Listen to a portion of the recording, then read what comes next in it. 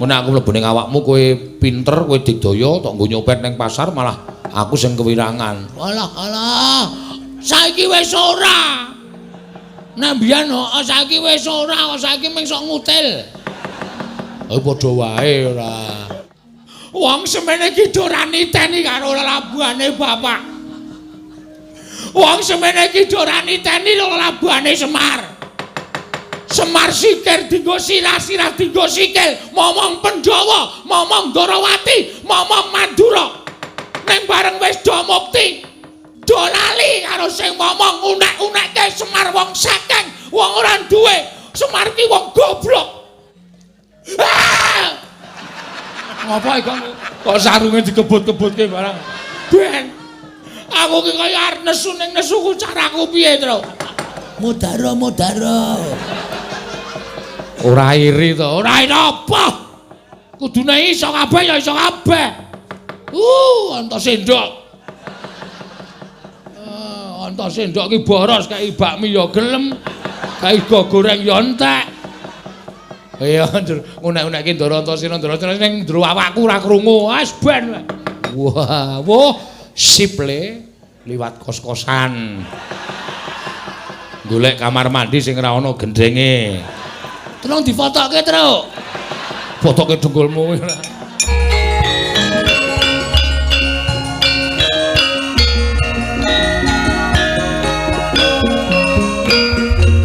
Al-Fatihah tujuh Kiseno Nugroho. Bismillah. Koko Prabu dereng ngantos paripurna anggen kula nampi sabda pangandika paduka Kanjeng Koko Prabu. Menika kadidene sowanipun Panakawan Petruk. Koko Prabu Ndarawati jagat wasaning Bathara Wayapura jagat. Yayi. Nadyan dipun menapak-menapakno Petruk menika tasih Panakawan Negaring Amarta. Mila Petruk sowan mbok menawi wonten wigatos. Tumunten ngatimbal menapa wigatosipun Petruk sowan Yayi Prabu ing Amarta. Koko Prabu kasinggihan mekaten mugi kasekecakno anggen jengandika lenggah. Yayi Prabu sampun boten kirang prayogi. Panakawan Petruk padha rarja sak praptanira. Panakawan Petruk kanthong bolong. Nuwun amit pasang kaliman tabe tinebene ing lodone dumawaing tawang tuwang sinuwun. Linepatno ing tulamanu. Menawi kirang ing tata krami kula nyuwun pangapunten. Wilujeng niring sambikala sowan kula tebih saking Rubeda. Namung kepareng kula ngaturaken sembah sumung keming pangabekti kula kunjuk sandhap pada paduka Gusti kula sanata ing Amarta Prabu Darma Kusuma. Ya Panakawan Petruk ndak tampa. Ora liwat pangestuku tampanana kula pundika jimat paripe ndayan ing kasantosan. Karo sapa? Kali adik kula Bagong. Gong, ora ngawur lho le omongan. Iki neng negara utawa neng kraton. Aku ki wis tuwa dadak tok weling, Tru. Wis ngerti empan papane. Ya syukur. Panakawan Bagong padha rarja sak praptanira Panakawan. Tansah pinawinganing kawidadan ing sambikala sowanipun ingkang abdipun Bagong.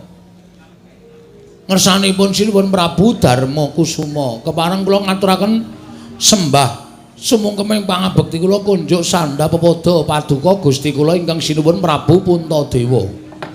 Iya Bagong ndak tampa pangestuku tampanana. Kula pun dinggo jimat paripe ndayanana ing kasantosan sinuwun.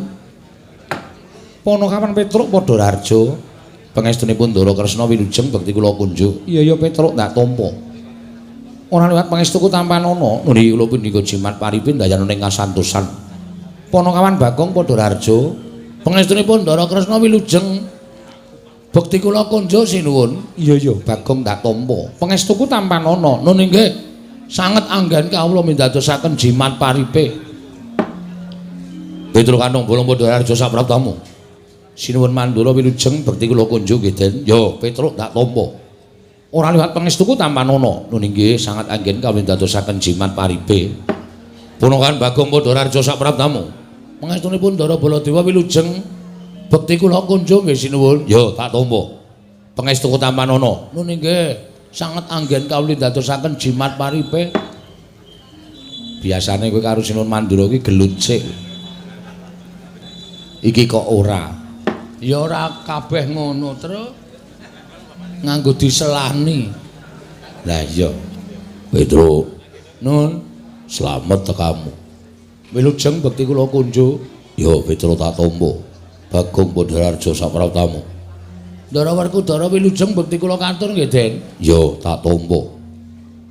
Kowe nek tata caramu unggah-ungguh tata kramamu kaya ngono kuwi ora mantra-mantra wujuding Bagong nanging tak sawang kaya ngene paribasan nadyanala nanging katon bagus. Oh ngece kok ngece piye wong genah kaya ngene kok disawang katon bagus iki nyawang nggo sedotan es apa piye ya kowe iki dialem kok ya mergo tata kramamu sing kaya ngono kuwi dialem wong iki mula ketok to, Gong. Ndara Werkudara ngalembono karo kowe. Nadyanala rupane nek tata kramane ganep, unggah-ungguhe ya kecekel, kuwi wong padha ngurmati. Wis sandhangane ora mingsra, lethek, ora nganggo tata krama, njaluki rokok. Wah. Kuwi jenengane wong ora bakal diajeni wis tenan ndi-ndi iki. Aku arep saiki arep mulai ngono kuwi kok, Tru. Ngono kuwi piye? Arep mulai njaluki udut. Wo. Malah aku ki nek diajeni malah kisruh pikirku. Lah iya, wis kebaca dadi wong bebas. Ponokawan Petro Pandhararja sapraptamu. Wilujeng Den bekti kula nggih, Ndara. Iya tak tampa. Ponokawan Bagong Pandhararja sapraptamu. Pangestunipun Ndara Janaka wilujeng bekti kula kunjuk nggih, Den. Iya ya Bagong tak tampa pangestuku tampanana. Ponokawan Petro wonten dawuh sinuwun.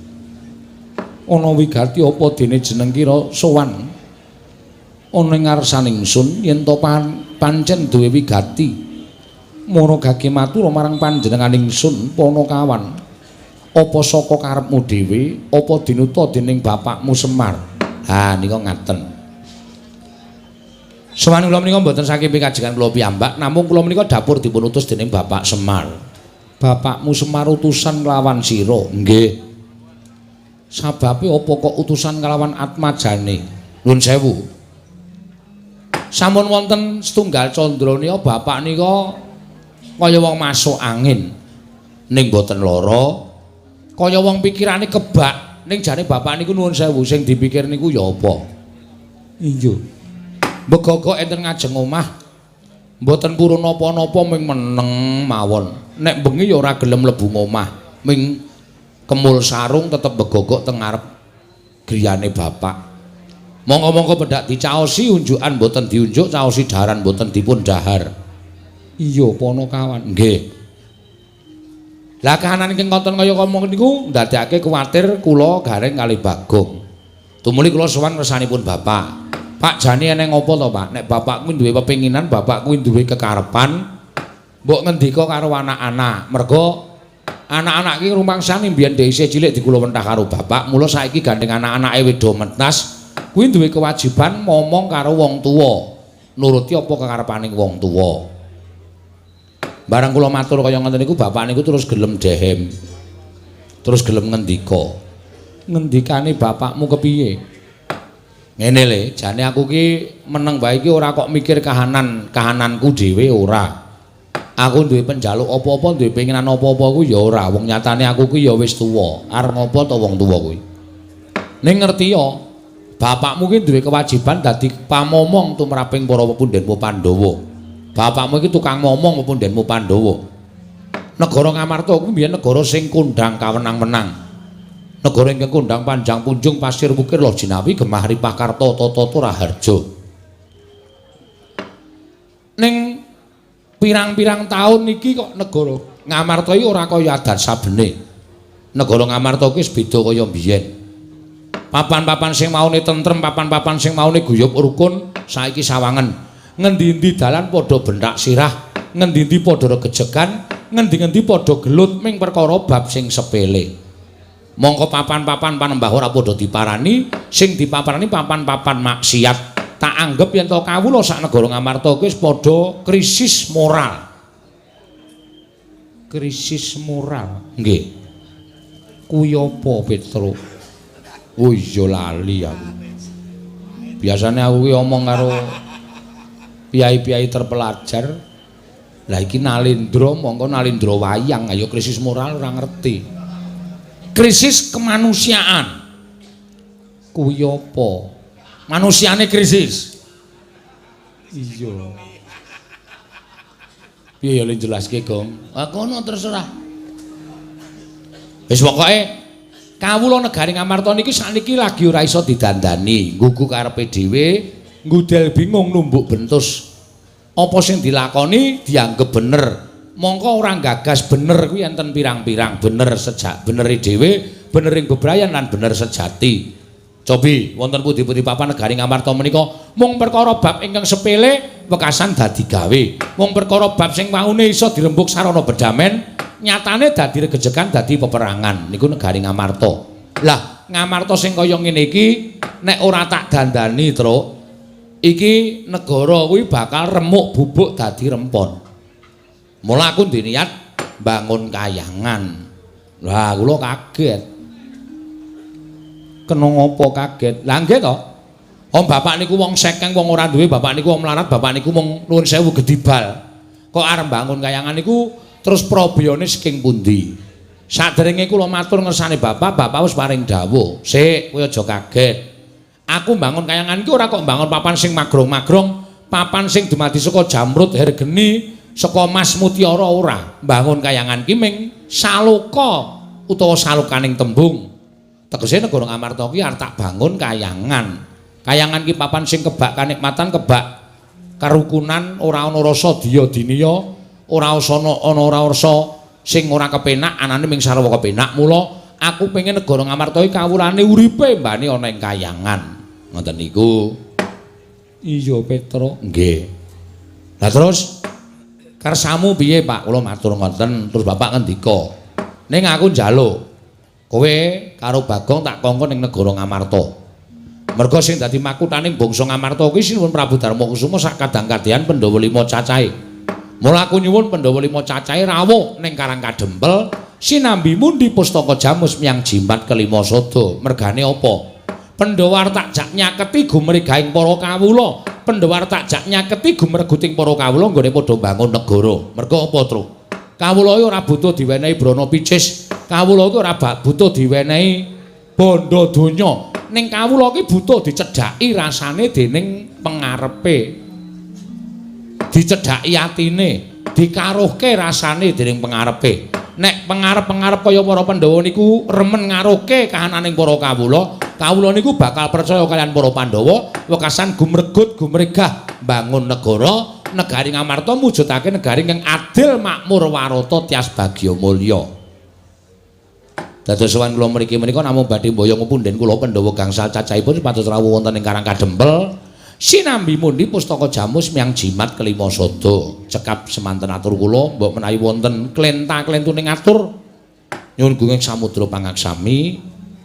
Cekap semanten akhire ngatur kula wassalamualaikum warahmatullahi wabarakatuh. Iya, Petro. Nggih. Hes. Gong.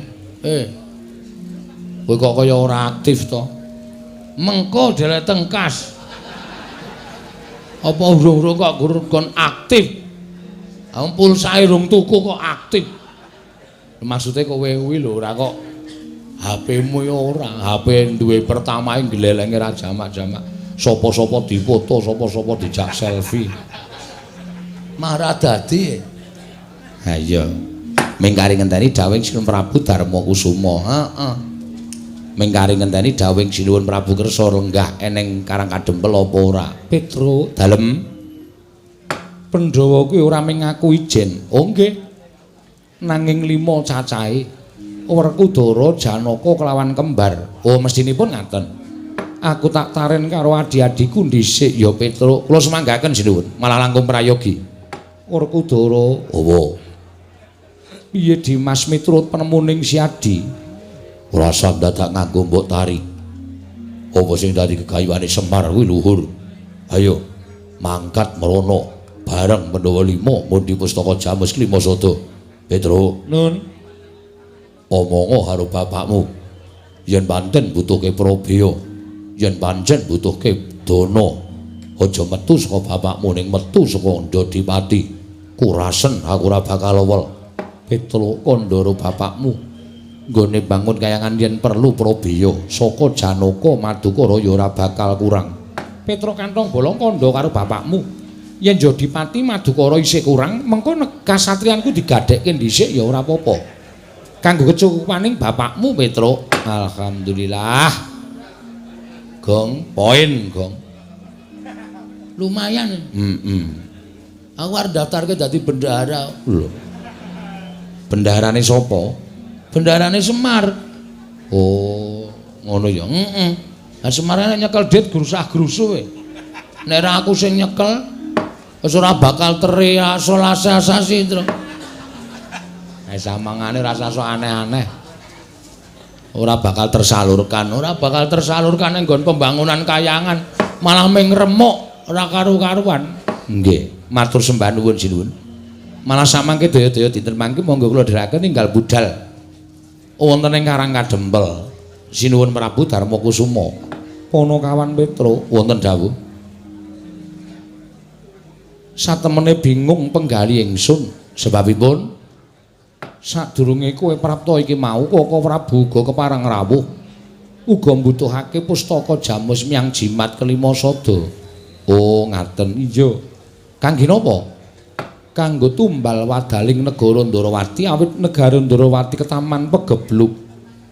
Lho. Ndarawati ketaman pegebluk? Iya, Panakawan Petro. Mula sing gedhe pangapuramu aku durung bisa mutusi. Krana Kaka Prabu isih kepareng lenggah ana ing Praja Ngamarta uga ngantu-antu kelawan apa kang dadi aturku munggo babakan pustaka Jamus Myang Jimat Klimasada Petro. Oh, wis. Gong, nol besar. Piye maksude? Awak dhewe bali kukut iki. Kok kukut? Le sowan mrene kalah dhisik karo Sinun Prabu Ndarawati. Sebabe Sinun Prabu Ndarawati ya mbutuhke pustaka Jamus Klimasada. Lho. Ha kanggo ngapa? Ndarawati ke Taman Pegebluk. Ndarawati ke Taman Pegebluk? Heeh. Terus isane Waluya Nirmala Temah Jati, Jati Temah Mulya, nek Ndarawati ditumbali pustaka Jamus Myang Jimat Klimasada. Monggo le rawuh dhisik sinuwun Ndarawati tinimbane awake dhewe. Ngamarta ki peraturane iki antri kok, Go. Sing dhisik ya didhisikke, sing keri ya dikerekke. Mula kowe karo aku ora bakal iso ngukup. Wis kalah star karo sinuwun Ndarawati. Yo le mulih yo. Sik. Kok sik piye? Kowe terus piye kowe? Aku ora iso matur apa-apa, wis entek pikiranku. Sinun Prabu Darmakusuma paring dawuh, Petro kowe kalah dhisik karo Sinun Prabu Ndarawati.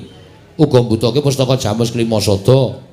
Mula sing gedhe pangapuramu ya Petro modar, wis ora iso piye-piye. Mulih seneni bapak. Kowe duwe ide ora, Gong? Hah? Kowe duwe ide ora? Duwe nang ideku ki engko kisra. Piye, wani ora? Wah ya aja iki ning raton. Ah nek kowe ora wani ya mulih. Nek kowe wani aku tak maju pindah. Lemu tengok kono, kowe nang mburi kene aku tak matur. Ning kira-kira engko piye? Kedadiane piye? Ya ketoke kedadiane geger. Wong aku ki wong ngawur soalé, Truk. Ning ngawurku landasane siji lho. Apa? Bener meng kuwi tok. Nek landasanku ora bener aku wegah kon gegeran ki mah. Ning nek landasanku bener, wo lah mbok bumi walik watu tak lakoni. Ya coba saiki kowe maju kene, aku tak genti ning mburi. Heeh. Ngene-ngene. Ya, wah. Ngati-ati lho, Le. Wis tenang wae, wis tak pikir apa kae. Kowe pokoke ngasuh tengok kono. Heeh. Midhangetke pidatoku. Oh iya. Ora kaya kowe tledhak-tledhok ning ngrampungi karya. Mono kawan Bagong arep matur apa? Lho namung dados wakilipun Petro kok sinuwun. Iya. Kula ajeng nyuwun prisa. Sinuwun Ndarawati rawuh mriki wau ajeng napa? Nyuwun ngambil pustaka Jamus Klimasada. Kagem? dinggo tumbal negara Ndarawati. Sebabe Ndarawati kenging napa? Kena pagebluk. Stop. Cekap semanten mawon kula tak mangsuli nggih. Iya Bagong wangsulana. Siji. Panjenengan percaya Ndarawati ke Taman Pagebluk?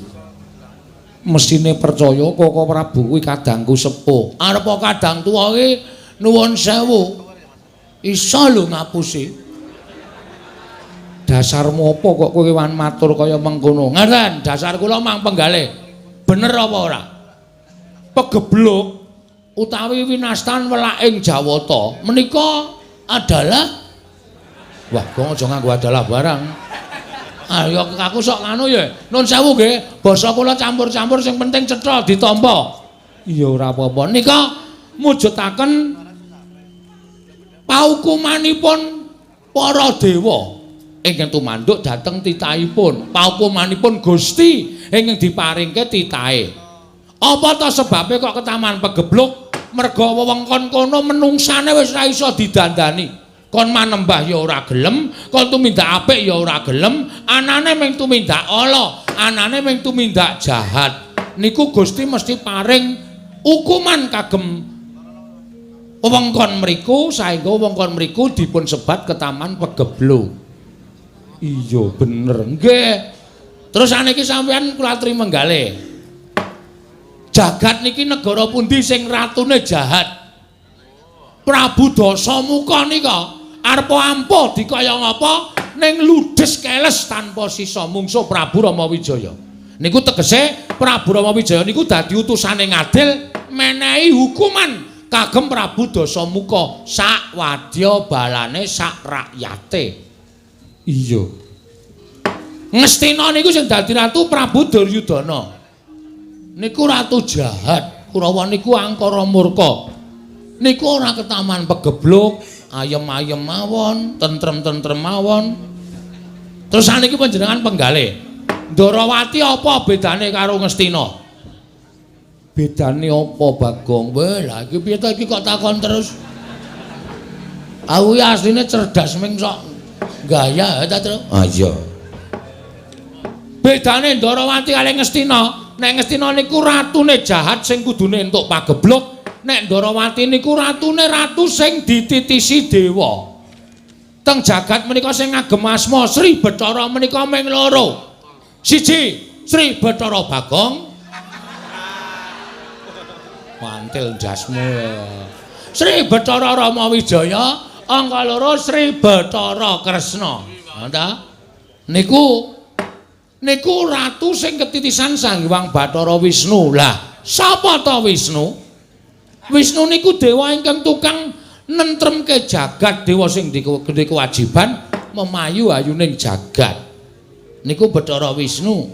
Nah, pertanyaannya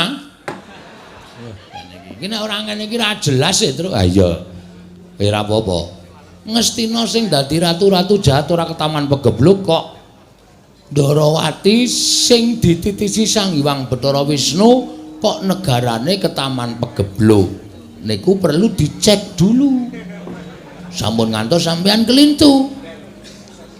Ah saklajengipun Pustaka Jamus Klimasada niku panggesanganipun para Pandhawa. Pustaka Jamus Klimasada menika panguripane para Pandhawa. Ora kok Pandhawa tok. Ning rakyat Ngamarta niku ya padha gumantung karo Pustaka Jamus Klimasada.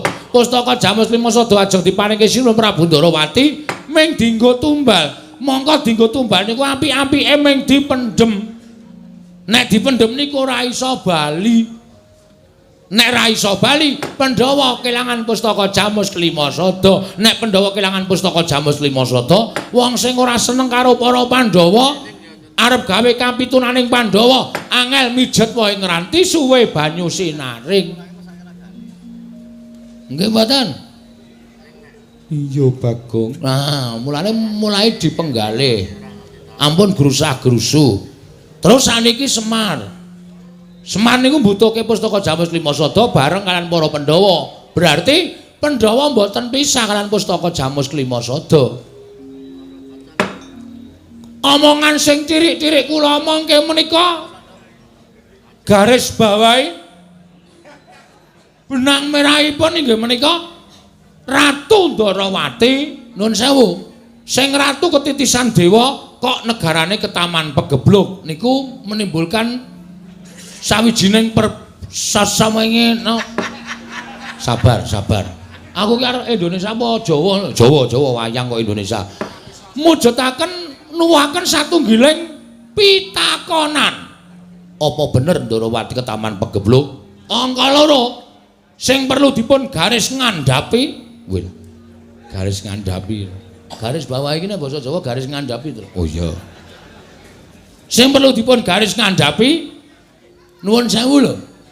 Nuwun sewu niki mboten ngarani. Ya nek niki kresna tenan. Nek dudu wis kebacut maringke pustaka Jamus Klimasada, wis kebacut maringake pustaka percaya karo Suwun Prabu Ndarawati, jebule dudu kresna tenan. Lah panjalmaning mungsuh sing mung kepengin gawe kapitunaning para Pandhawa, Pandhawa ora ngerti. Pustaka Jamus Klimasada ilang, Pandhawa ora ndek kekuatan. Lah, wong sing ora seneng karo Pandhawa, arep gawe kapitunaning Pandhawa, angel mijet wae ngranti. Ayo. Piye? Piye kok meneng wae? Lho, iki karo ratu kok njurpe kok meneng wae ora? Pripun? Cocok mboten omongan kula. Kula niku waton gelem omong, gelem matur ning kula anggere duwe waton. Nek ora duwe waton ya kula ora bakal gelem matur, ngoten. Nek niki panjalmaning mungsuh, pustaka wis kebacut digawa, lek arep goleki nendi, lek arep ngelarah nendi. Ah, ngrekoso. Wis. Kurawa krungu, Pandhawa kelangan pustaka Jamus Klimasada. Kurawa tumindak elek, Pandhawa kesia-sia. Kasangsaning Pandhawa ngembet kawula sak negara Ngamarta. Kawula uripe wis ora tentrem, digawe bubrah merga sampeyan nuwun sewu kirang lantip panggrahitane, kirang cetha paningale, nyawang dhateng sinten kemawon sinuwun.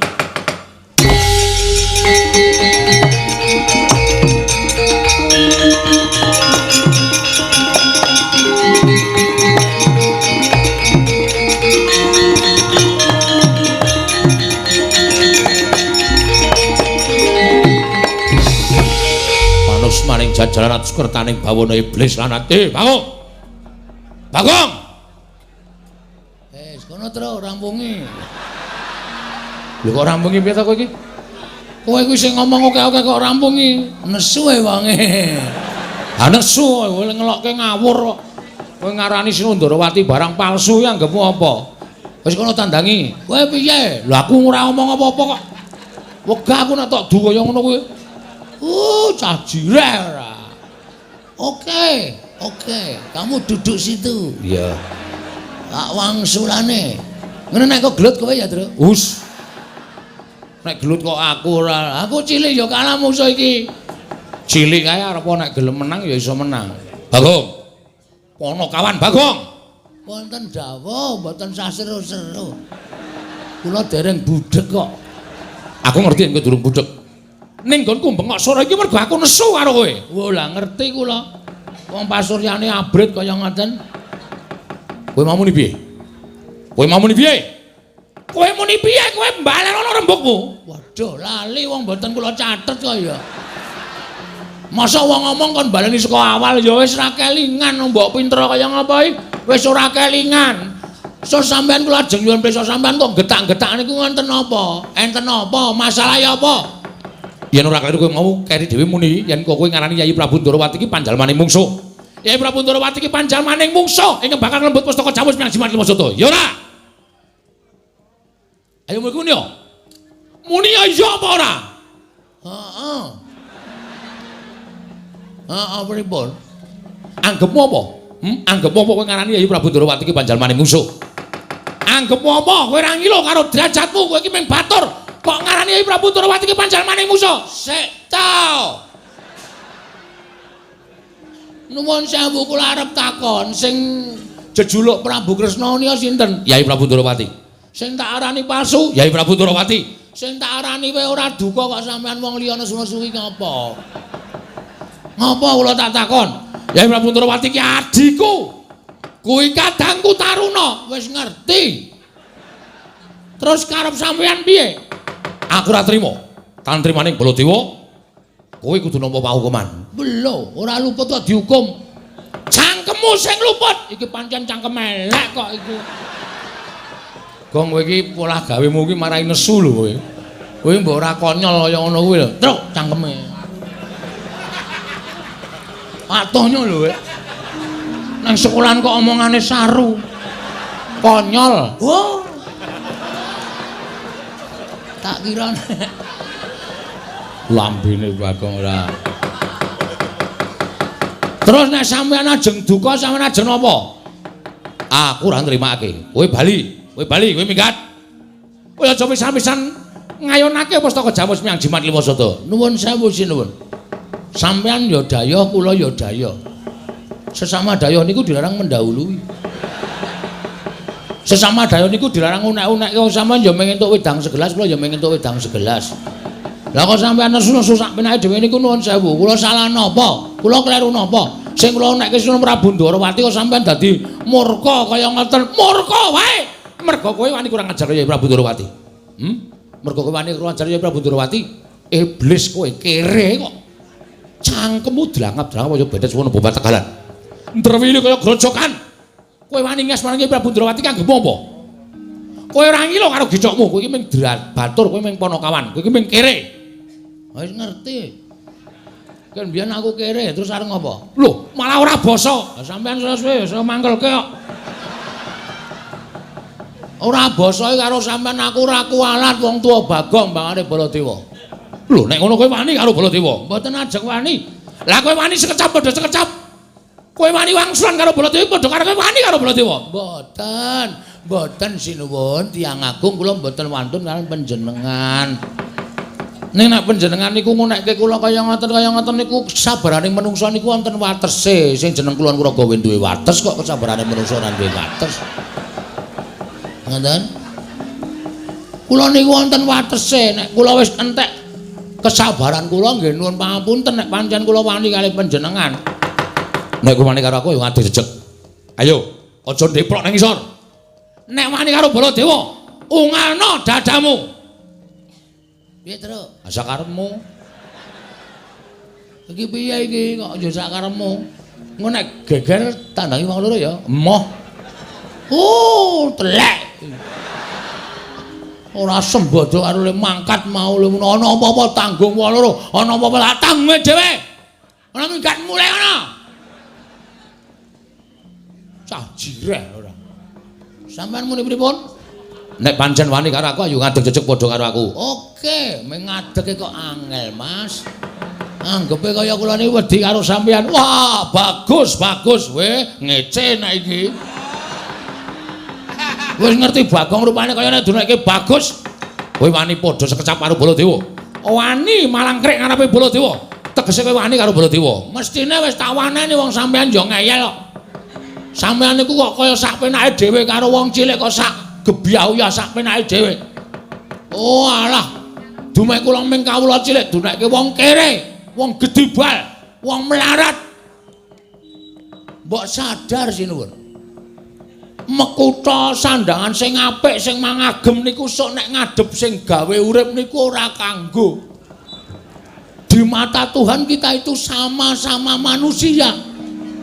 Neng mergo sampean kedenuan derajat pangkat neng donya niki dibedakake antaraning piyayi karo kere. Neng nek piyayi nek ora iso nglungguhke karo kerene nuwun sewu, kere ora wedi karo piyayi.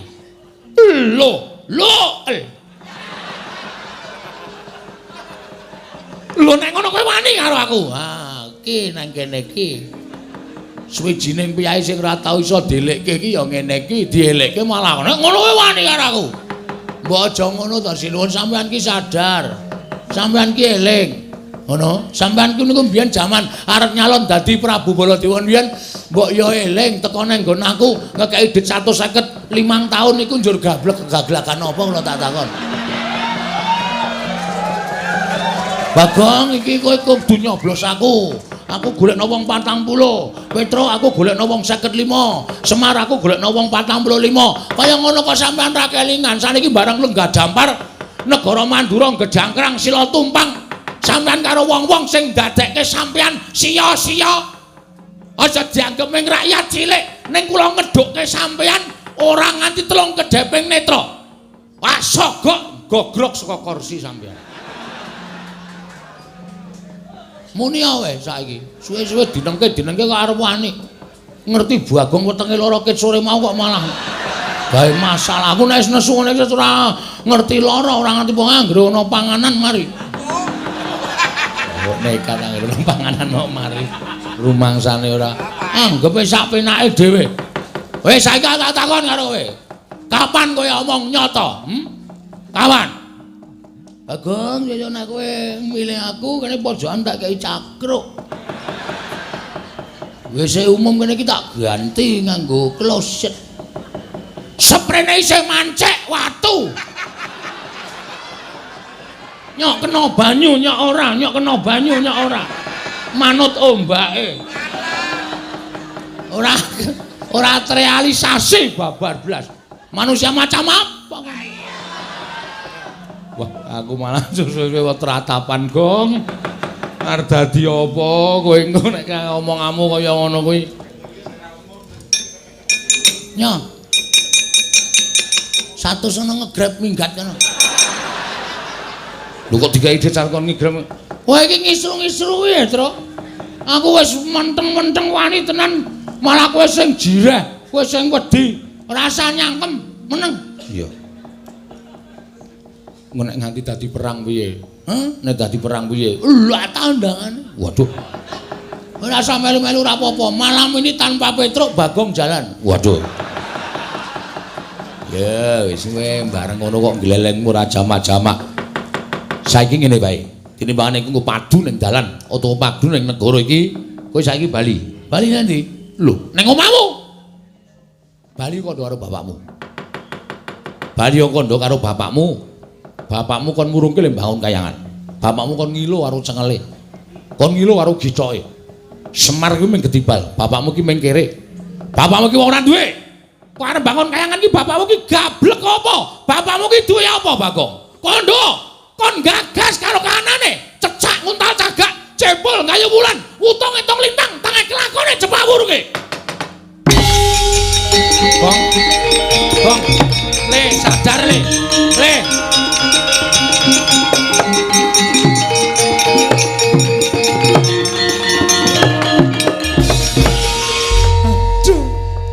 Sinuwun mandura dadak ngrasani bapak. Wingenane ana wong nglirik bapak wis dipecel ndase karo bapak. Le Gong. Sabar Gong. Gong ora malang kerik ngono kuwi, Gong. Gong iki nang negara le, sabar kok ndak kriwikan dadi grojokan, geguyon dadi tangisan. Udus kowe.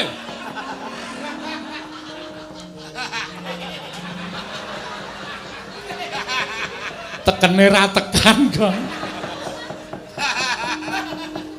Iki aku sing ora seneng. Aku nesu saking nesune nganti trenyuh. Nganti trenyuh. Edian. Wong semene iki do ora niteni karo labuhane bapak. Wong semene iki do ora niteni karo labuhane Semar. Semar sikir dinggo sirah-sirah dinggo sikil, momong Pandhawa, momong Ndarawati, momong Mandura. Ning bareng wis do mukti, do lali karo sing momong unek-unekke Semar wong sakeng, wong ora duwe. Semar ki wong goblok. Ah! Ngapa iki kamu? Saking kesune. Kok sarunge dikebut-kebutke barang. Ben. Aku ki kaya arep nesu ning nesuku caraku piye, Tru? Wis bayangno, mangkel tenan aku. Bala dewa menungsa ra tatanan. Lho, Bagong. Ayo nang kowe. Nek wis nyenggol bapak iki wis beda perkarane. Nek aku tok nyek ora masalah. Nek gandeng kowe wis ngece karo bapak. Sedungo bathuk senyari bumi. Nadyan namung sedungo jembaring bathuk. Nadyan namung sanyari jembaring bumi.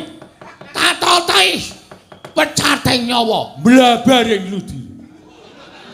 Lho, kowe lah malah menteleng matane. Matamu. Gong kuwi ratu ben ra urusan. Lho kowe wani karo Baladewa sing tak wedeni apamu? Ora minggat. Ayo, saiki tak gawe sayembara perang. Tak gawe sayembara perang. Sapa sing cilik gedene sangka kadetane Baladewa menang goyong Pustaka Jamus Jimat Limasada. Piye omongmu mau? Piye le omong mau? Sapa sing cilik gedene sangka kadetane Baladewa menang goyong Pustaka Jamus Limasada. Lho. Nantang aku kowe. Yo. Ya, oke. Nanti papane wong Bandayuda. Kowe iso nglangkai bathange Petruk gawanen Pustaka Jamus Limasada. Sik.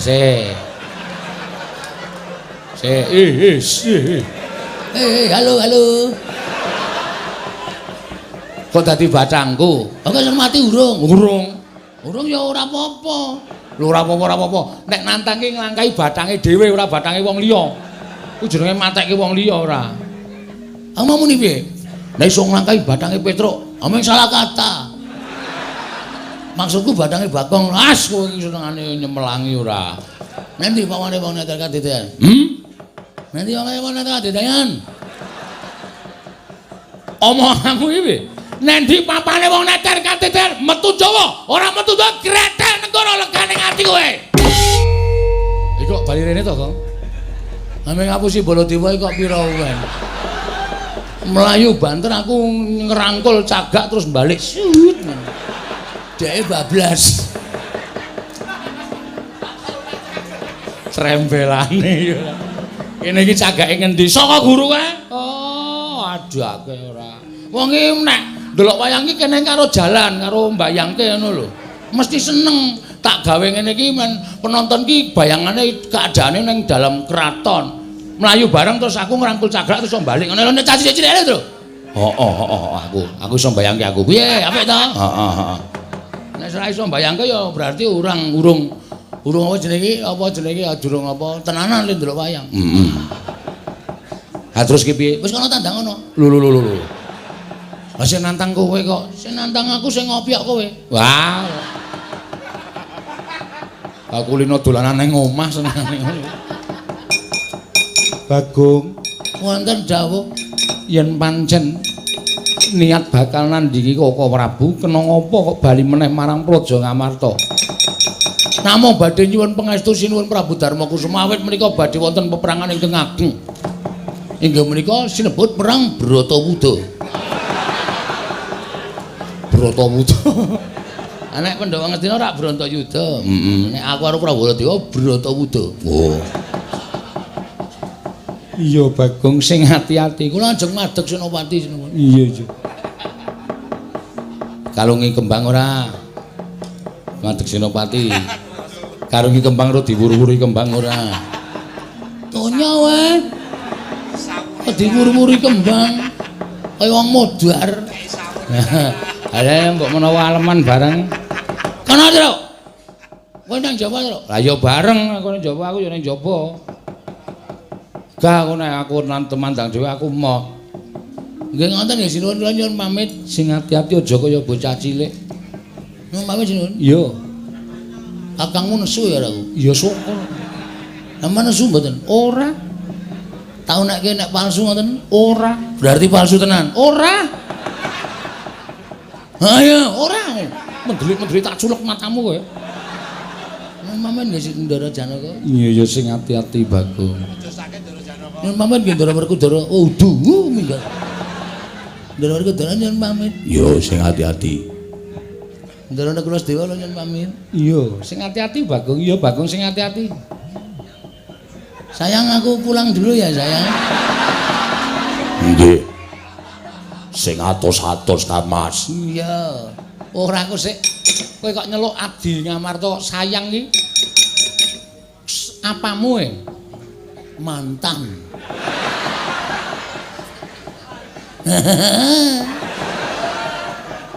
Kula samba teng gubuk asmara niku kali niki. Wong edan ora. Pareng nyuwun pamit sinuwun, sing ati-ati aja kaya bocah cilik Panakawan Petruk. Surtiti ngati-ati duga-duga digawa.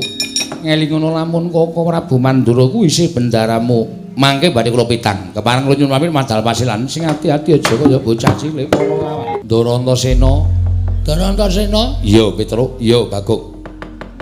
Enten apa kok pasuryane kaya duka? Aku didhawuhi dening Siwa Mandura.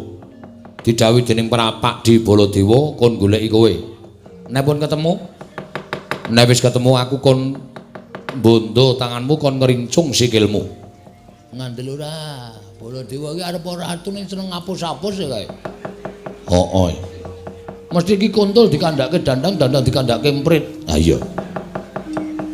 Lelakon sak nyatane diceritake beda karo anak-anak Pandhawa, men anak-anak Pandhawa nesu karo awake dhewe.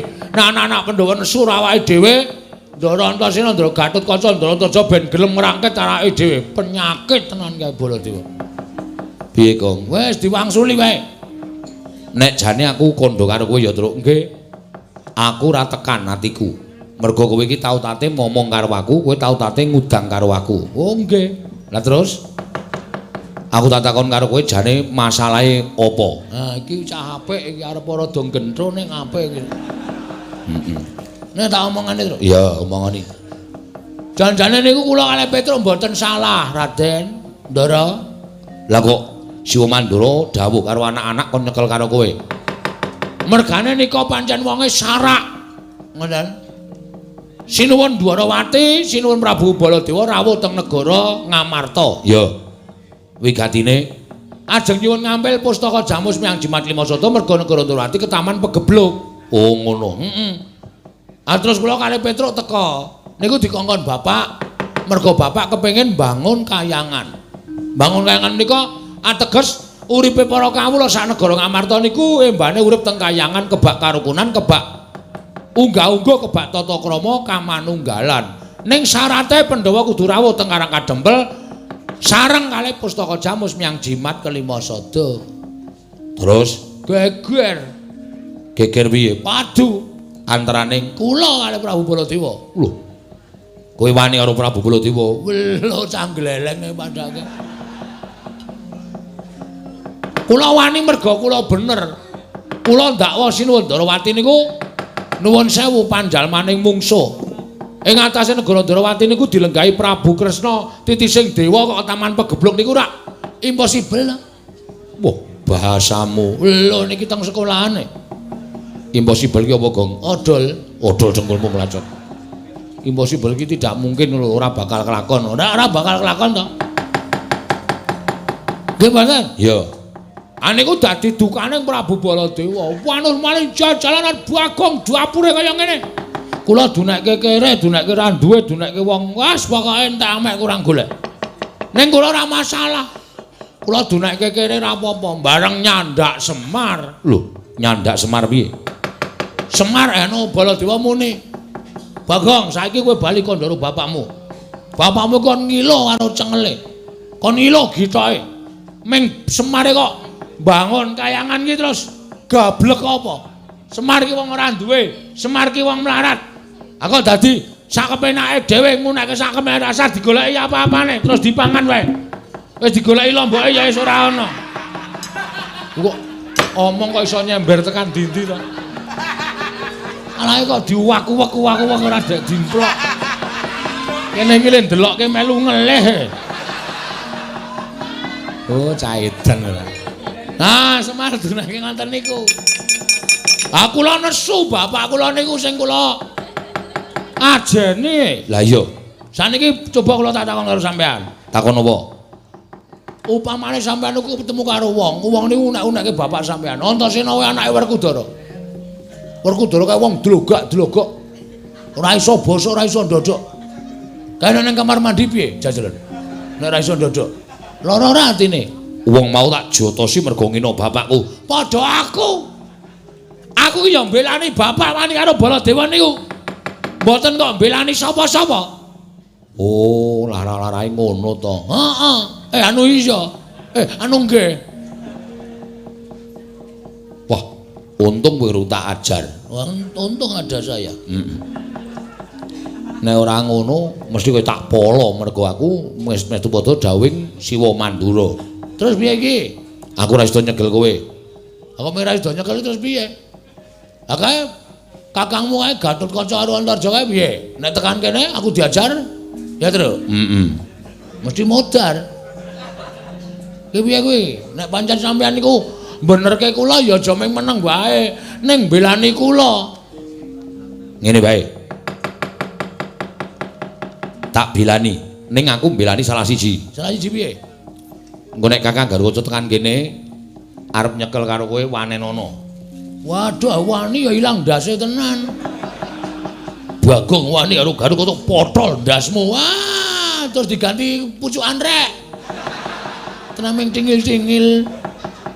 Ora aja kuwatir. Aku ngewangi karo kowe ning aku tak ngewangi Petro. Carane? Aku manjing ning awake Petro. Wah, mbok kula mawon. Moh. Ora sedeng awakmu. Sedeng mawon iki melar ya awake. Moh. Petruk wae. Engko soalé kowe iki wonge gleleng kok ndak tok nggo ngopo-ngopo. Tur dasare kowe iki wonge clemer. Mun aku mlebu ning awakmu kowe pinter, kowe digdaya tok nggo nyopet ning pasar malah aku sing kewirangan. Alah. Saiki wis ora. Nek mbiyen saiki wis ora, saiki mung sok ngutil. Padha wae ora. Aku tak manggon ning awake Petro. Mun nek Petro Kakang Garwaca tekan kene, Petro arep dicekel, kowe arep dicekel, pasrahke Petro. Ben Petro sing perang karo Kakang Garwaca. Walah, mbok kula tak gleleng sekali-sekali wis. Mlebu teng mriki, ngono bleng mantan kula dimong sampean mlebu teng awak kula, wah, kula gleleng. Moh, aku ndelok potonganmu ki wis ora seneng. Kowe soalé wonge gleleng kok ndak tok nggo sing aneh-aneh. Pun Den, kowe mlebu iki. Kok tak gleleng, yo. Walah, terus mbok yo. Aku ya, Tru. Lah, Ndarantasena karepe arep nggon aku kok. Kok kowe kok aku Tru. Emoh ya ben ning kene kok ya. Wah, kowe iki kula mawon to, Tru. Moh. Awak kula anget. Yo men awak. Penak teng awak kula. Moh, aku tak ning awake Petro. Tru, nun ngambet ambegan. Petro sing ngambet ambegan udu kowe. Walah, Danu. Kowe banci ndek banci ladan. Ora tok irane apa-apa aku ora manut, pokoke aku arep mlebu ning awake Petro. Ngambet ambegan, Tru. Nggih.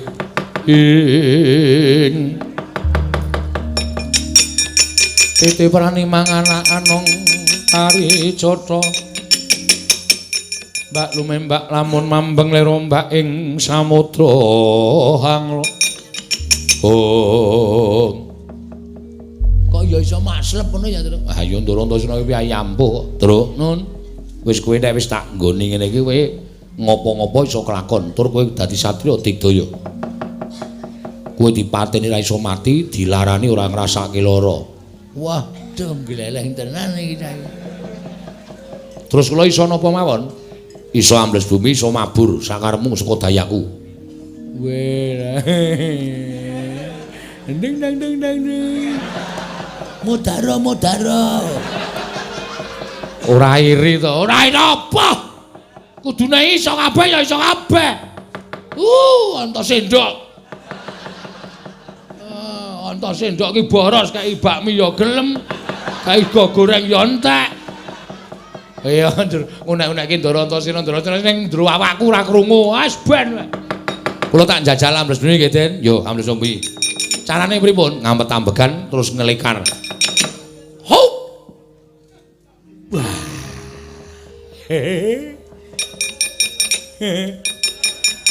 Halo. Ding. Ah, pujek-pujekke jegluk sapi teng ndasmu. Wih, ra elek ta pujan-pujan Ya men, jedul. Ya. Ah, nek mabur sikile gedruk lemah ping 3. Weh, gong. Ki lho, gong. Wah, jan waduh. Wah, Sip le liwat kos-kosan. Golek kamar mandi sing ora ana gendenge. tolong difotoke, Tru. Fotoke dengkulmu. Oh, medun. Iya.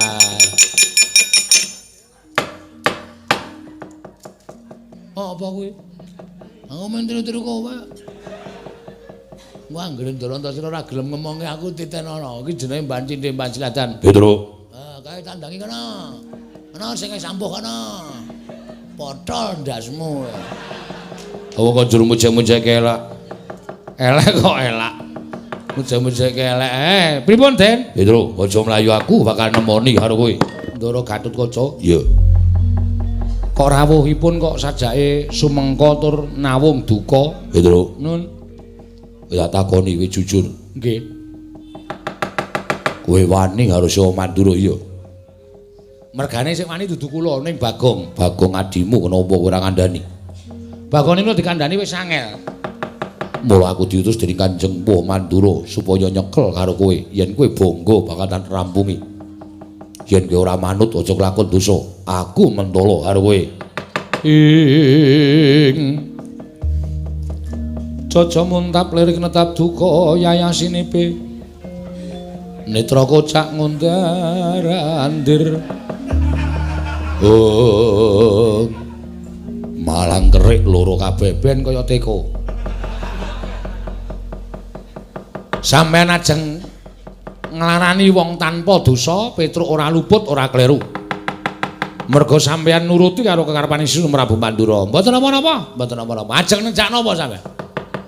Tak turuti sagedhik sampeyan. Wani karo kanca Sing tak wedeni apamu?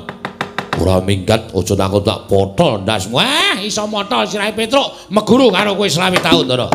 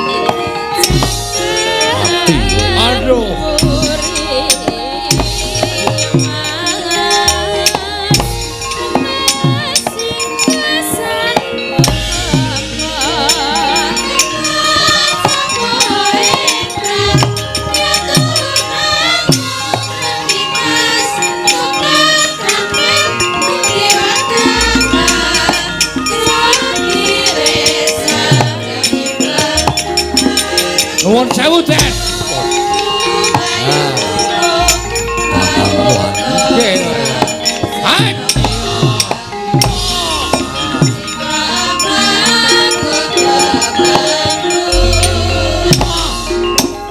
Kula mboten ajeng ngantem sirah. Ora.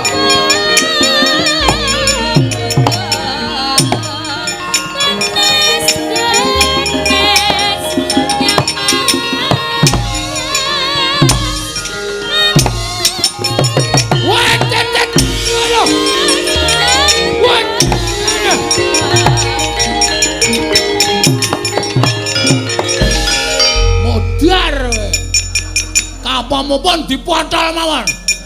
Glelenge ra jamak-jamak. Mampus kowe.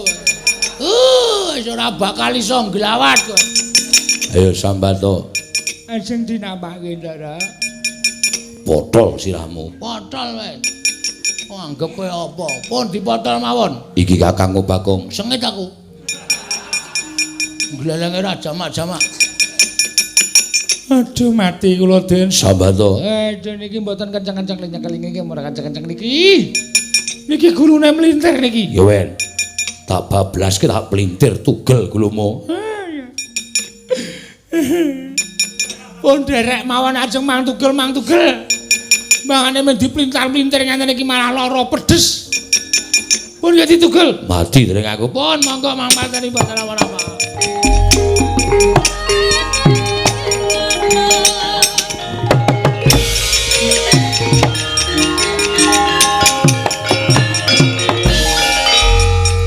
Sambato.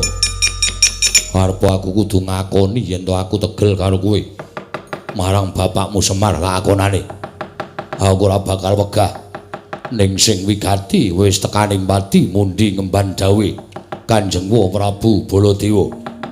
Mesti aku bakal entuk pangalembono. Oke semute to kene iki pono.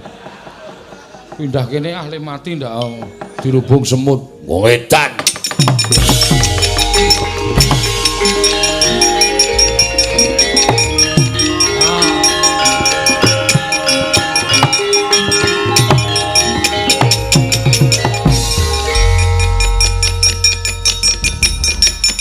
apa iki? Den, genti aku. Aku ya pengen pentas ya, Tru. Ayo pentas kok dadak aku doyok-doyok meneng sing jero metu e. Ayo ta. Piye karepe ngopo? Genti aku ora petruk terus. Masa aku meng leren disen-isen karo masyarakat. Bagong gleleng ra iki kalah gleleng karo Petruk. Ning janji. Nggih. Ora nggo gaya lho. Mboten. Ora nggo tumindak elek. Mboten. Ku anggere sapa pasar tak kentes ndasmu. Ora. Yakin sumpah. Tenan. Wah, anggere mboten saden kula mawon. Petruk, kepluk watu ndasmu kok. Kowe iki ngopo ya ora? Wong arep dinggoni Ndara Antasena kok mboten sam. Kowe iki ngapae? Mbok gentinan. Ya. Wis ngampet ambegan. Ning janji tenan lho. Aja nggo tumindak elek. Ora sak mlebu ning awakmu. Ora tau tumindak elek ajar dhewe iki. Wanggere iki aku krasa kowe tumindak elek ajar. Gawe wis lan jeblok wetenge. Ora bongok-bongok to kok. Wah iki kene ngampet ket mau ora mlebu-mlebu. Mangkel aku. Goleki kok angel. Wis gawe wis. Yo. Ngampet ambegan. Wis tak mlebu ning awakmu.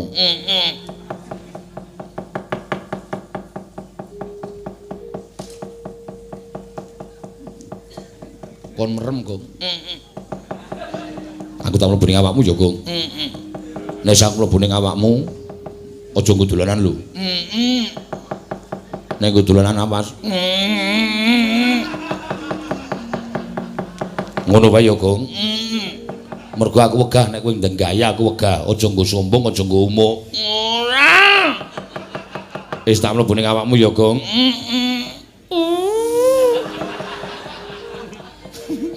Nganti kepentut-pentut ora.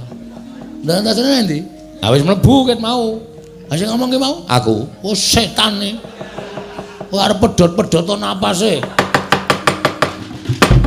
Tok. Gus, Ngopo? kok ora iso ambles bumi? Lah wong aku wis omong nek ambles bumi iki manteng pangestine ngampet ambegan. Oh iya lali aku. Ceniningan kuwi jenenge kesusu ora. Wis.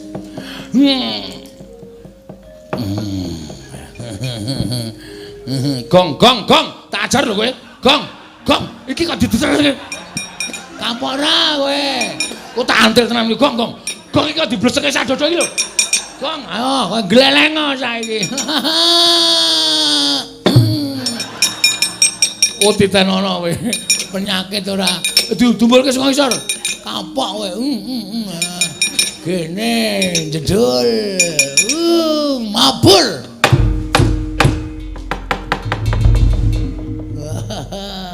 Jas tenan iki.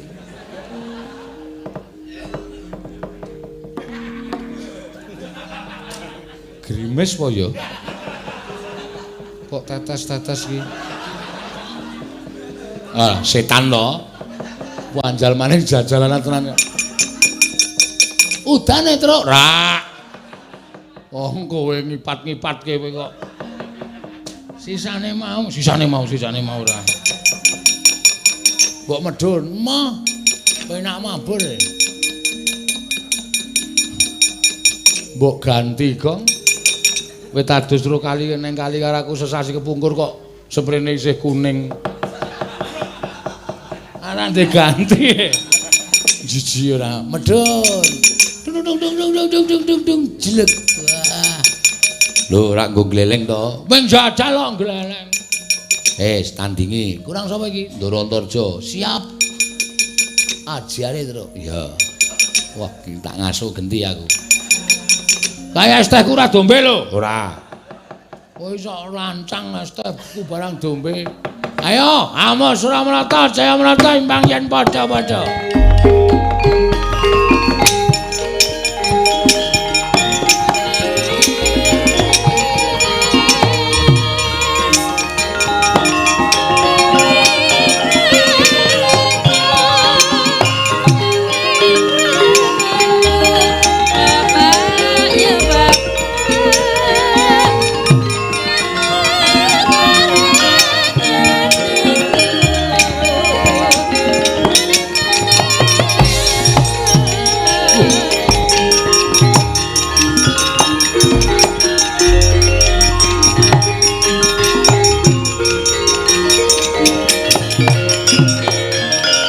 Iblis lanat pamer arep ditemoni kok malah ambles bumi. Mapokmu kapan?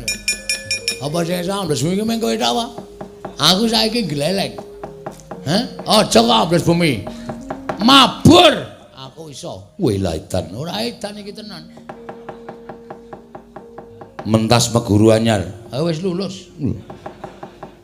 Iya pancen kowe meguru anyar. Heeh, areng apa? Kowe milani Baladewa. Dasar Puranyata, goleki Petruk. Hah? Goleki Petruk. Petruk ora ana, Petruk mulih. Kowe aja ndelikke Petruk. Kowe ndelikke Petruk lak katutke dosane Bagong. Wah, lah kowe kok dadi omonganmu atos kaya ngono to, Jo.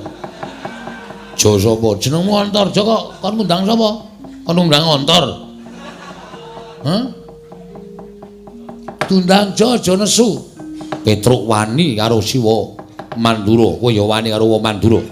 Manut tak bondo tak krincung sing tak rangket tak leboke pakunjaran. Wah, kok le mayir. Rangket leboke pakunjaran. Ora ngerti kadegdayane Bagong apa piye? Ora ngerti kapinterane Bagong apa piye? Sawangan, Jo. Sawangan. Deloken. Oh iya. Wih lah edan. Ora edan iki nyata. Hah? Kon jedul apa? Jedul. Wah. Mabur apa? Oke. Oh, piye? Kon nimblis apa piye? Rampung dereng aku kowe. Ya nek iso medun. Ayo iso munggah kok ora iso medun. Padake ora lho, aku nek medun alon-alon kok. Lho, gleleng to wadhake. Ayo arep ngejak apa? Nyembur tak kembari nyembur. Ambles bumi tak kembari ambles bumi. Mabur tak kembari mabur. Ora bakal aku mundur sejangkah. Hah? Ora usah mecicil kowe. Sawan legane ati. Hup.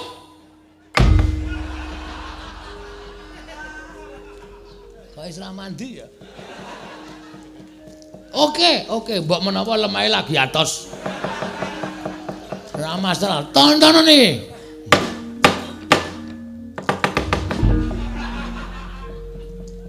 Kok ora mandi kabeh ya? Ayo, harmoni piye? Harmoni piye? Wah, cilaka iki. Iki mesti Antarsena ngapusi aku iki. Wah, lane ora. Oh, ngandel ora. Soneh nek metu ki omong. Aja meneng wae. Metu ki muni wis ngono. Nek meneng wae kene ya radong. Aku wis apal, kowe iki anggere tak njingi mesti gleleng. Mula aku wegah nek ngenjingi karo kowe. Wah, diwasar go gayae. Mundur kono. Hah? Mundur. Kakang untuk tak rampungane. Wah, iki rame iki. Kakang Adi siji mbelani Baladewa, siji mbelani Petruk, gelut rame. Mundur. Nang sapa ya, Truk? Ambu. Ndhet pira? Ndhet pira? Lho. Kuwi arep ngejak apa ya? Ndhet pira? Aku bapak nang sangon selawe kok. Padha, aku yo ndhet selawe. Kowe nyekel sapa? Lho, iki edian iki. Aku manut kowe sapa? Aku wis sing tuwa. Yo, aku Ndarantarja sing tuwa. Padha, aku yo iya. Wis rasi dawa ya. Demet iki ora. Tiwas mempeng Dimas Antasena. Kang, ora kok aku arep ngewahi karo Panakawan ora. Ning aku mau wis jagongan karo Petruk, jagongan karo Bagong. Jane sapa sing diketikake dening Siwa Mandura mau ora bener. Aku malah benerke Petruk karo Bagong mergo dheweke mbilani karo wong tuane.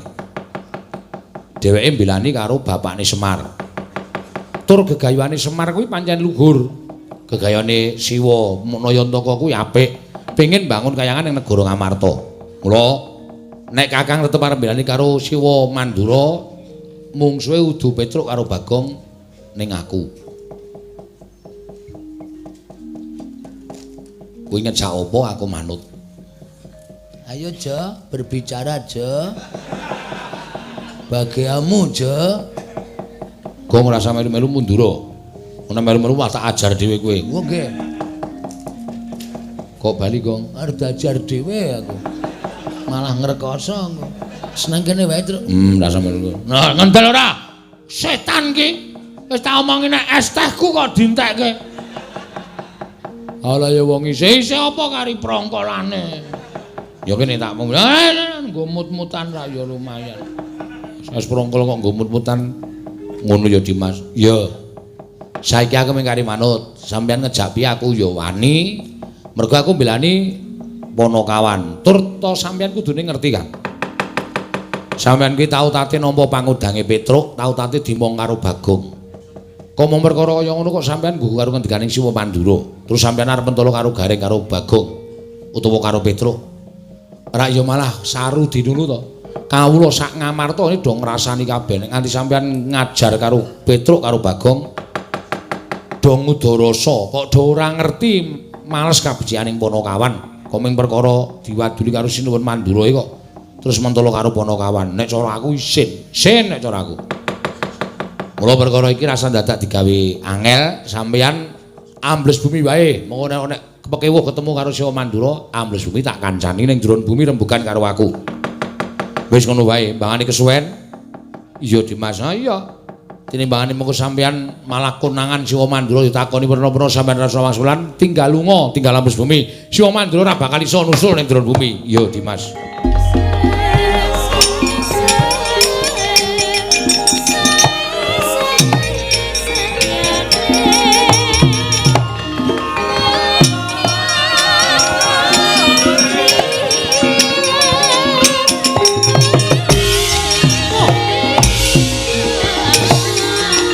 Wah, manuswane jajalan surtaning bawuna iblis lanat. Wah, Petruk kantong bolongso ngewawake nata Mandura Prabu Baladewa. Petruk, Bagong ora bali saka negara Ngamarta, gretel nenggala bodaki bubar. Drawe areng apa e? Prabu Sinuwun Mandura nesu kok. Bengok-bengok. Petruk kantong bolong ora gelem bali nang karang kadempel aja takon dotok gretel nenggala jeblok wetengmu. Terus aku tak maju le, kowe bali.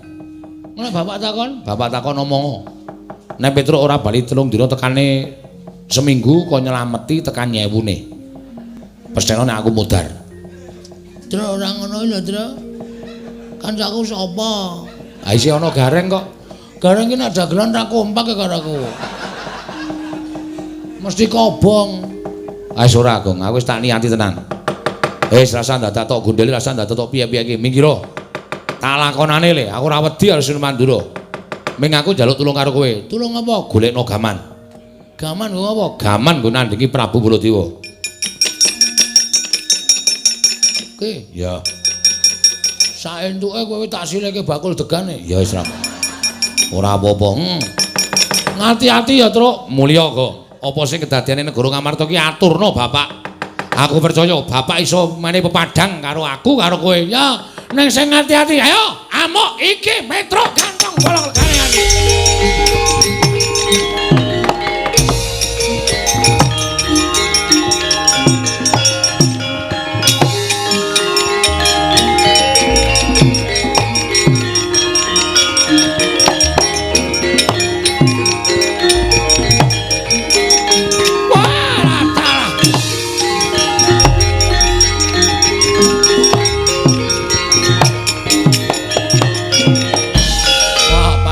Jajalan ati iblis lanat. Iki Petruk iki. Nggih. Wah, kowe wani karo Prabu Baladewa. Nuwun sewu, mboten kula wantun ning kepepet. Wong niku nek kepepet wis nekat. Monggo nekat niku wis ora ana ukurane. Wong nekat niku karo sapa-sapa ora bakal wedi. Yen ngono kowe wani karo Baladewa, sing tak wedeni apamu? Ketiban Kyai Nenggala, Alugara iki pamunahing satu sekti tamake Gunung Jugruk Segara Asat. Wis, iku tau nggo nyolong degan ping 3 ra konangan. Padha ampuhe mati tenang aku, mati sampean.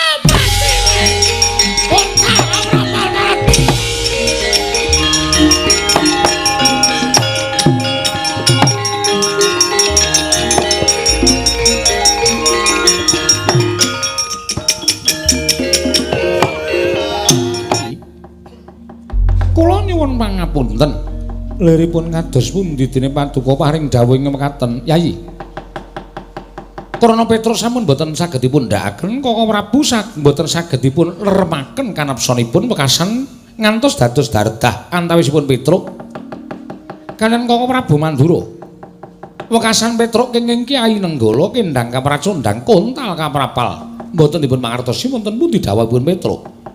Koko Prabu Mestinipun boten mekaten dumados sing lelampahan. Krana Petruk menika ugi Panakawan Paduka piyambak. Menawi ngantos Kakang Semar muni nglalampan menika tumuli murina dhateng Paduka Kanjeng Kaka Prabu tuwin para Pandhawa sinten ingkang badhe saged amenggak dhateng Kyai Semar Badranaya.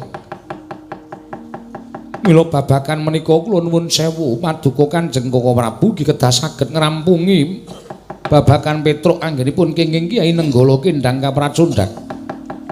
Nuwun pamunten Yayi. Ngantos keladuk kula mboten saged mepermu bal-babaling karepson satemah kados mekaten lampahan kedah sinandhang. Menawi ngaten sakmenika ngaten kemawon. Kyai Prabu pasrah perkawis menika dhateng Raka Indrawati, kula mboten badhe selak, kula anyagahi. Kesagan Paduka Kanjeng Kaka Prabu, namung kemawon kula nyuwun ngampil pustaka Jamus Miang Jimat Lima Sada. Supados anambak rengkaning raja. Pusaka kula beta wangsa dhateng Negari Ndrawati, mangke menawi Negari Ndrawati sampun ketingal padhang. Pusaka tumuli kula kunduraken, tumuli kula badhe ngupadi dhateng Petruk wonten pundi Petruk Kantong Bolong, Kyai Prabu Ngamarta. Oh.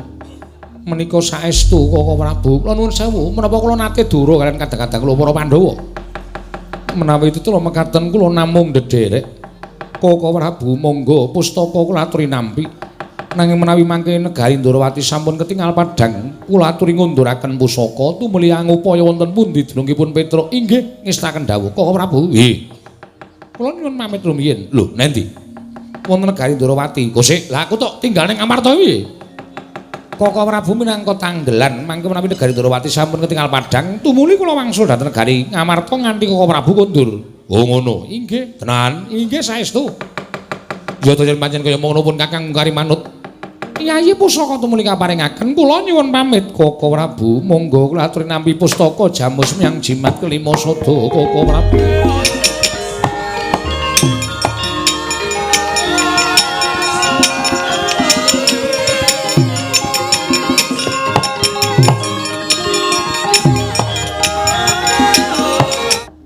Setyaki wonten timbalan. Lah kok ora kaya adat sabene barang pun Kakang Prapta negara Ngamarta. Mongko adat lupiya ing wis kelakon mesti entuk panembrama saka kadang-kadang para Pandhawa. Lah kok dadi Kyai Prabu Puntadewa Werkudara Janaka sajake kaya kaget penggalihe prapun Kakang Prapta ning negara Ngamarta. Kaka Prabu, nggih. Wonten menapa? Oh sik aku tak takon, apa ana sing keri? Lho. Ing ketinggal menapa Kaka Prabu? Kose to. Lagi wae kelakon Kyai Prabu Ndrawati iki nggawa pustaka Jamus Lima Sada mboyong pusaka Ngamarta. Kinarya tumbal wadaling negara Ndrawati. Lah kok ora nganti tulung kedhaping paningal kok wis bali meneh menawa Raja Ngamarta iki janjane piye Kresna piye? Kowe aja kaya ngono kuwi bingung marang penggalipun Kakang. Setyaki wonten dawuh. Candhak saiki. Nggih. Paringipun ketok yen to Ngamarta ana Surya kembar. Tegesipun, wis kowe ora usah dadak melu rembugan. Yai Aji kula nyuwun mapunten, paripaksa kula mboten munjo atur sapa Paduka Yai Sami Aji. Dara sing gedhe pangapuramu ya Dimas. Pun Kakang ora ndangu lawan sira Yai Werkudara, ya mung sing tak dangu adhiku panengah si Arjuna. Merga Wisnu kuwi binelah dadi loro. Ingkang separo mapan ana Andana Tandrawati, ingkang separo momong marang jagating kadang-kadangku si Arjuna. Mula Janaka karo Kresna kuwi loro-loro ning atunggal, ing ora bakal bisa dipisahake. Kaya godhong suruh lumah kalawan kurepi yen dinulurse jerupane yen grigit tunggal rasane. Arjuna wonten dawuh. Mara gage sawangen. Sing nggawa pustaka Jamus Lima Sada kuwi pun Kakang apa dudu nanging aja nganggo netra lahir, nanging permana jati, netra batin. Sawangen. Kresna aku apa dudu Janaka? Kaka Prabu ketiwasan Kaka Prabu. Kaka Prabu. Mboten nginten babar pisan bilih negari Ngamarta kedatengan telik Mangindrajala. Ingkang mimba Paduka Kanjeng Kaka Prabu ingkang dusta pustaka Jamus Kelima Sada. Werkudara. Si Adi mireng to? Dudu caping nata Ndrawati nanging ature adimu Arjuna sing nggawa pustaka Jamus Lima Sada kuwi dudu aku Werkudara. Dian sing guneman Janaka. Ngandhake sing boyong pusaka dudu Kresna. Nanging Werkudara ora nate diapusi karo paningalku apa sing tak sawang kuwi sing kasunyatan sing gawa wujude Kresna bali lan orane ya saka kowe dudu saka wong sapa-sapa.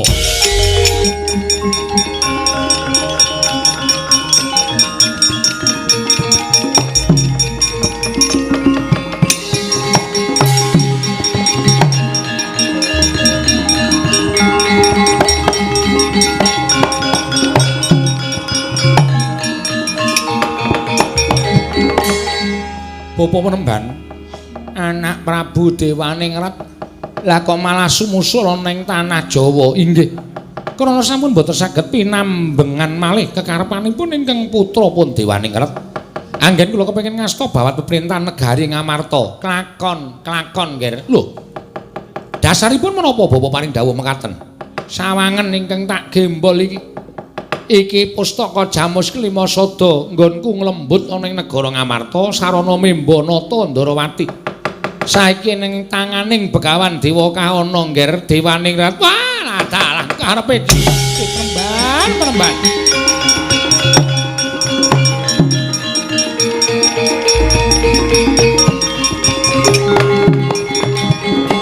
Ngaturaken panuwun ingkang tanpa pepindhan. Dene Paduka Penemban sampun nglulusaken pamothaipun ingkang putra pun Dewaningrat. Ayo, gandeng sira wis tekan tanah Jawa, sisan gawe Pandhawa dirangket. Pandhawa kelangan pusaka iki bebasan wis ora duwe kekuatan apa-apa.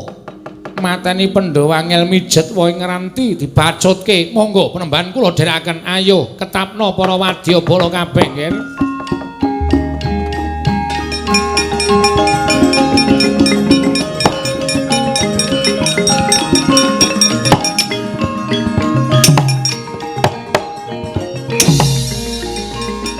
Dedelok yen kowe takon Janaka negara Ngamarta padha karo sulung mlebu geni wak kecemplung ing wuwu. Lho, nalare iki panengapan Pandhawa Raden Janaka. Walah dalah sing edanipun macan keparet. Yen ngono babar pisan ngibarate kethok wit sing gedhe, tak ora tak jujuk deleke, tak piprili pange.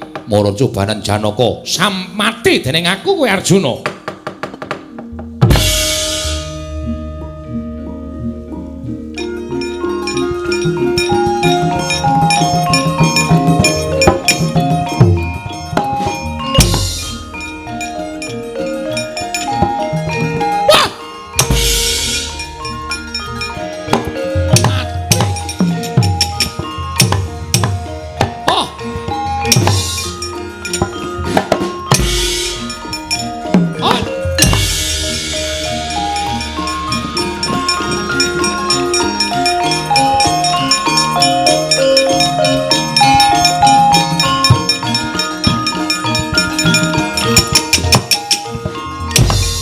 Dadamu, wah, edan.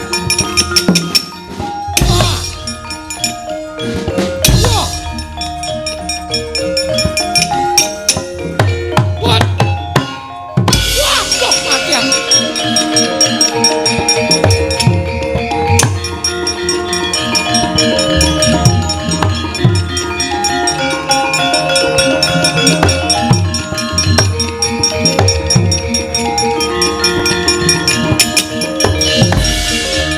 Engger.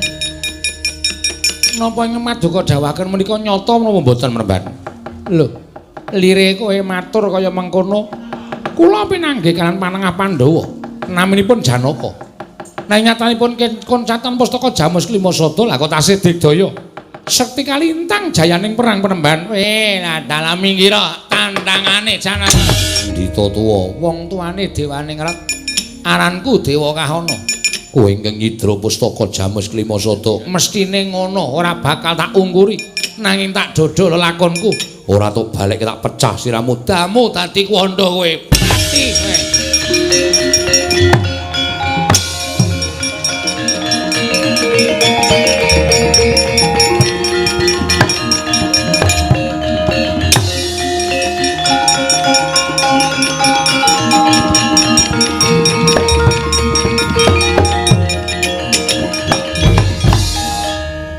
Arjuna eneng apa? Kok ora Prabu, kula sampun pinanggih kaliyan ingkang beta pustaka Jamus Klimasada. Lho, sing nyolong to? Inggih, kasinggihan. Sapa Janaka? Namanipun Dewa Kahana Pandhita saking negari ngawu-awu langit. Kok ora mbok rebut, ora mbok jaluk, kula sampun budidaya. Bleduk mangampak-ampak mau perangmu to? Inggih, Koko Prabu. Lah dalah. Lah kok mundur? Kula kawun Koko Prabu. Weh lah, ora pati nduga mono kaya ngopo.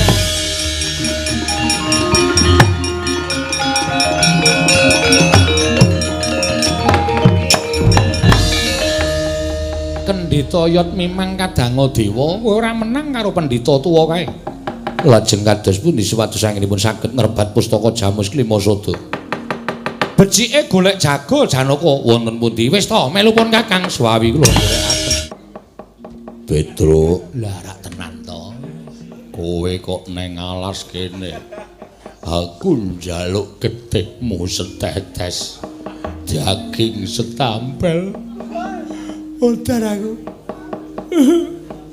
Petruk aja nangis. Kowe kok wedi karo aku, kowe pangling karo aku apa piye? Mboten pangling wong ya ora tau ketemu. Kowe tau tate srawung karo aku. Pirang-pirang abad kepungkur nalika menungsa durung mudhun ana ing jagat. Menungsa urung ana ing jana luka sing ana bangsaning jim. Kowe tau tak kula wenthah kowe lali karo aku, Petruk. Mangke riyen to sapa ya pirang-pirang abad sing arep ngeling-eling ya piye? Kowe jenengmu mbiyen dudu Petruk nanging Pecruk. Kowe ditekel Semar dituduti awakmu tumuli dipek anak karo Semar. Astagfirullah. Bapak to? Iya. Aduh, Bapak.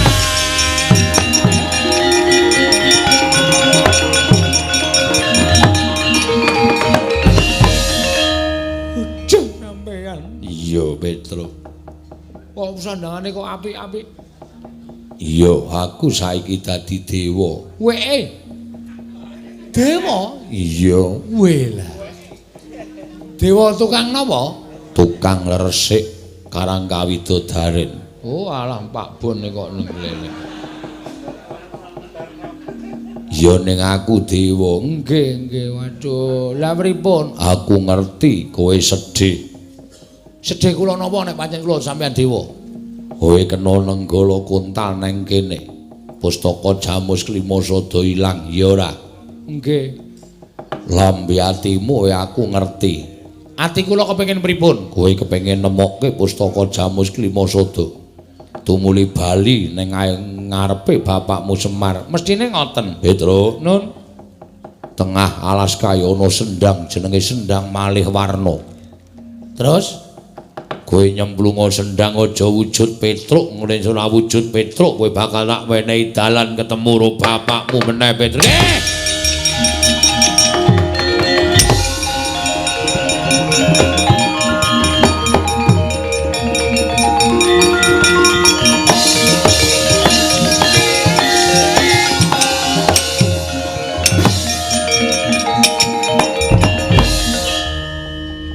Mbok dadi ki wong bagus apa piye? Dadi kok wong tuwek kaya ngono. Dadi wong bagus meneh ana sing kepencut malah masalah. Wis ngene iki wae Rama. Ya, kowe nganggo jeneng sak karepmu. Aja lunga-lunga saka kene dhewe neh ana ratu teka. Sinten? Kowe apal karo ratu mau. Tulungono Petruk tak nehi kekuatanku kowe bisa digdaya Panakawan. Ngaturaken panuwun Kanjeng Rama. Wah. Awas iki. Koko Prabu. Pados jago kok wonten tengahing kono. Kok sik to? Iki sapa iki? Ana wujuding piyai sepuh ngadeg ning tengah alas dhewe. Kowe sapa? Menawi panjenengan dangu kalian kula. Kula pun Demang Pengeluaran. Lho. Janaka wonten dawuh jenenge Demang Pengeluaran. Bagongan jenenge Demang Pengeluaran. Wes cekor kuwi. Surana pemasukan babar blas. Demang Pengeluaran dasar kepara saestu sinuwun panjenengan sinten Prabu Kresna? Wilatan. Ngerti karo aku to? Ngertos. Menawi kalian kula tartuntu mboten ngertos. Ingkang wingking sinten Raden Janaka? Karo aku sing ora ngerti ya, Kang. Mbok menawa sing irunge kaya plentrong bolam jenenge mesti garek. Sing matane kaya ceplok andhok mesti Bagong. Ngawur lho. Sapa? Bambang. Bambang ora. Pengeluaran wonten dawuh. Kepasang yuk ya katuju inginu dinaku prapta ning mapan kene. Tak sawang nadyan kowe iki wong lumrah nanging sumunar cahyamu inggih. Aku njaluk tulung-tulungono ya. Perkawisipun perkarane mengko gampang ning sing baku aku duwe pusaka. Arane Pustaka Jamus Lima Sada digawa karo jenenge Dewa Kahana. Mongko wonge ampuh banget. Nek kowe iso ngrebut pusaka mau, kowe tak paringi bebungah. Mboten, kula nglampahi lelabuhan menika mboten ngantu-antu bebingah. Ning bakal tak paringi. Cobi bebingahipun menapa? Aku kuwi duwe abdi jenenge Petruk. Mati ya, Reng. Mati wis jelas mati. Mengko nek kowe iso mati Dewa Kahana, bojone Petruk peken. Kabeh peken, omahe Petruk peken. Ya ciker. Ketoke padha-padha ampuhe. Sago ora sagah, lenggah ingkang sekeca sini.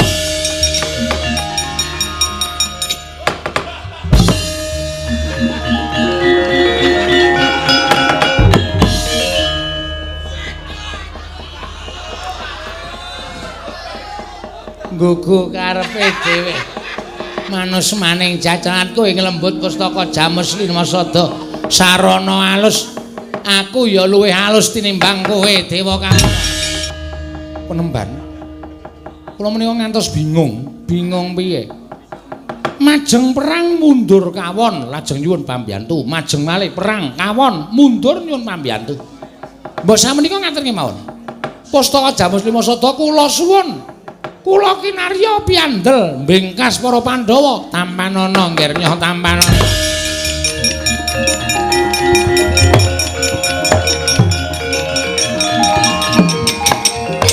Ayo kowe ngaku Digdaya ora bakal menang karo Bambang Pengeluaran hoyakan leganing atiku. Wah, aku karepe.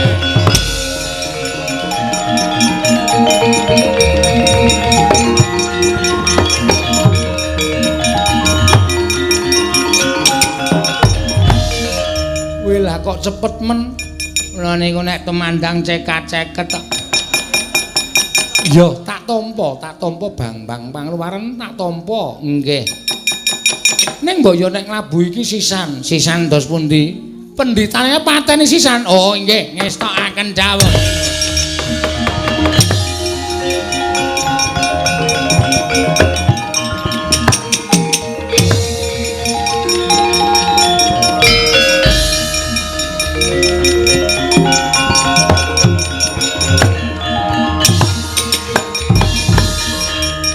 Iki sing nyolong pusaka malinge iki kowe.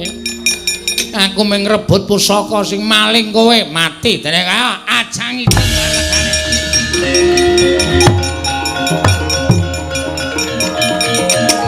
Wah, ayah. Oh, tarpe. Opa. Ayo amo.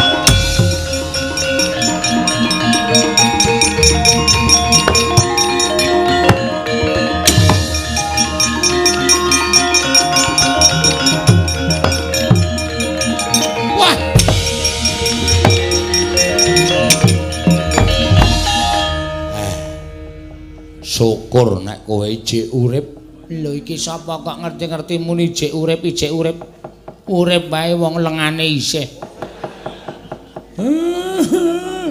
Omongane iki kok kaya omongan sing aku wis hafal. Senengane mentake omongan wigati. Iki nek ora kowe tange kelakone. Ayo, aku sapa? Aku sapa? Aku sapa? Dupak raimu modar. Kowe Petruk ngono kok. Lacana.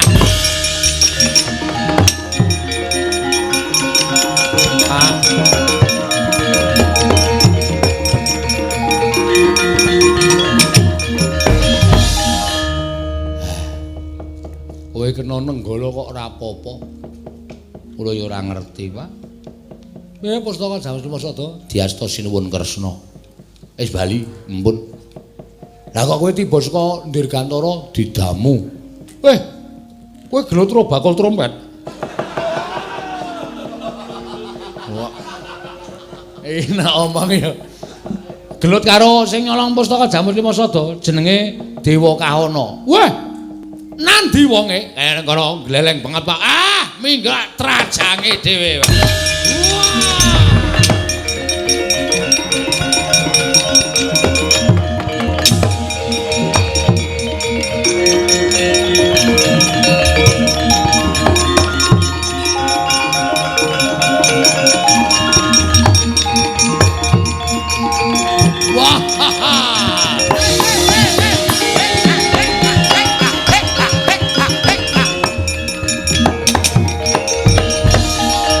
Iki sapa weruh aku kok malah guyu terus dingonak-ngonakke. Panjen pinter tenan. Lemu golek sandangan endi? Lemu nyewa endi? Apa dumeh cedhak matahari mall. Kowe mau ngidul rono terus tuku, Iki sapa? Ora usah dadak takon-takon. Iki sapa? Aku Semar. Kowe pangling karo aku apa piye? Hop!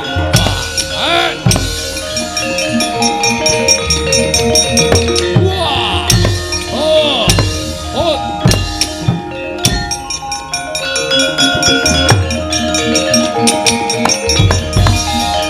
Larak tenan. Nyuwun mangapunten, Kakang.